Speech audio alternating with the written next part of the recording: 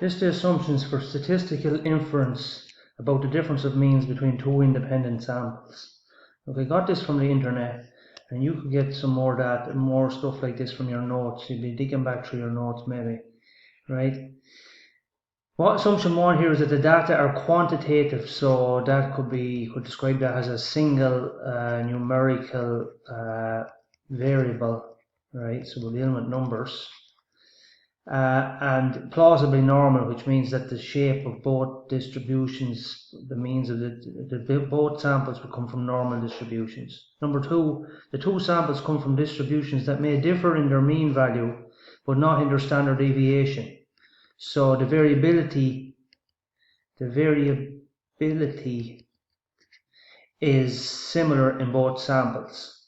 And number three here, the observations are independent of each other. So yeah, there's no relationship between the observations. Something like that. I'll get you some marks there.